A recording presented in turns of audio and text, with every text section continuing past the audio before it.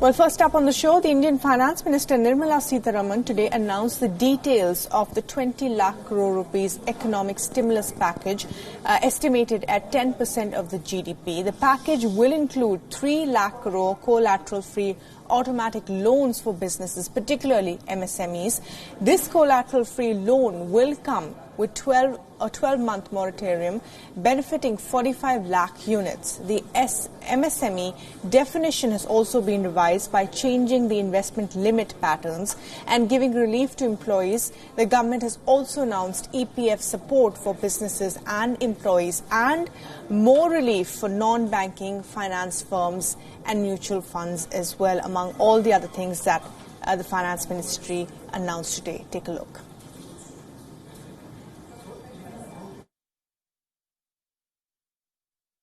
Subordinate debt through which we want to infuse about 20,000 crores. These are meant for stressed MSMEs. So if you're providing for the standard, you're now providing for the stressed MSMEs. Now the stressed MSMEs do have a problem of equity. So for them, through a subordinate debt provision, we want to provide about 20,000 crore liquidity. 2 lakh MSMEs are likely to benefit from this. The functioning of the MSMEs which are NPA or are stressed, all of them will be eligible. For this subordinate debt-based scheme, NPAs or stressed MSMEs will all be eligible for this.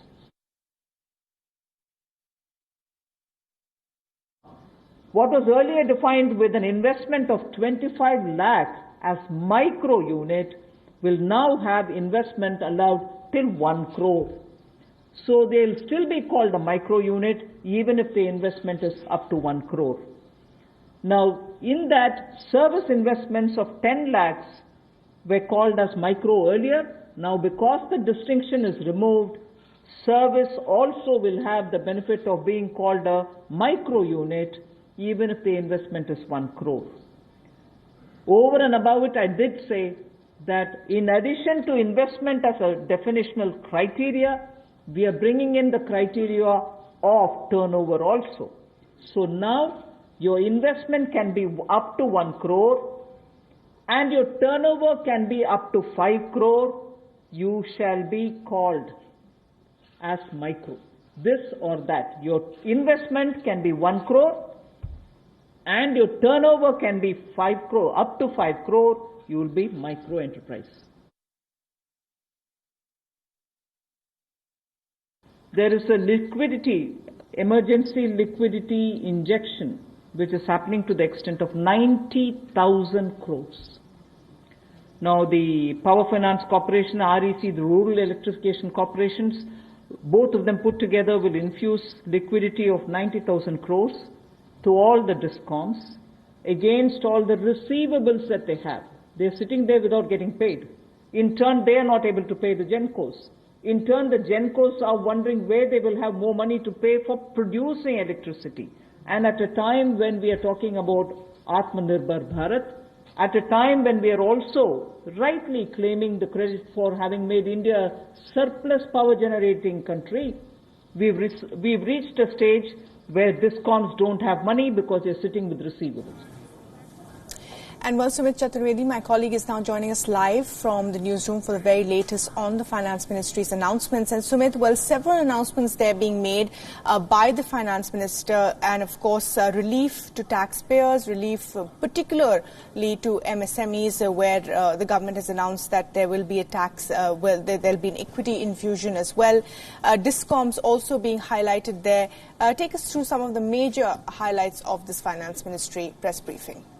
By the way, this can be broadly divided into two kind of relief measures. One for MSMEs, medium and small enterprises, another for taxpayers, normal taxpayers and normal enterprises. So first, to begin with, MSMEs, well, definitely 6 steps have been announced, and this includes collateral-free loans, also letting them participate in more and more Indian government tenders. So overall, the threshold for global tenders has been brought down to suit these MSMEs, so they can participate more and more. All dues will be cleared as well, so taking into account the humongous dues which they still have to be cleared, because the last financial year, March 31st, the lockdown happened before it. It will be cleared as soon as possible. Also, many micro enterprises have been brought into the fold or definition of MSMEs. The definition has been changed as well to bring more and more companies into the fold. So this was a demand of companies from long time, and this has happened. So second one is for normal taxpayers. Their relief has been given from TDS, tax deducted at source, EPF payers to also borrowers. So these two kind of major reliefs have been given. Over the next few days, we expect more relief for specific sectors like agriculture, tourism, in all of the sectors which have been impacted very badly by lockdown induced by coronavirus. So MSME was the focus today, and normal salaried taxpayer was also focused today. Parvi, back to you. Right. And also, of course, the highlight about, basically real estate was something that the government also touched upon, and the fact that there will be, a stoppage of tenders from abroad for 200 crores as well, if I'm not wrong. But the finance minister didn't take any questions of where this money is going to come from. She said, wait for all the announcements to finish by the end of this week, possibly for us to tell you more details about where this money is coming from and where eventually, of course, it's going to be dispersed.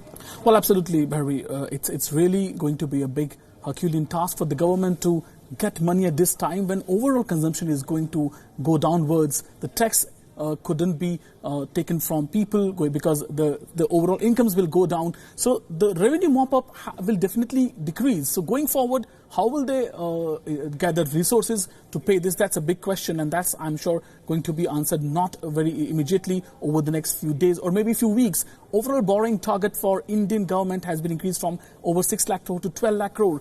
Deficit of Indian GDP 3.5% to 5.5% already has been taken into account. So yes, on a macro level, there could be a big mess because no one knows from where. Right now, there is no detail in public as to from where government will take this money, from where will the money come. Right now, details are being given as where will they spend it. So clearly, the big deficit is going to be there. That's for sure for the Indian economy this year.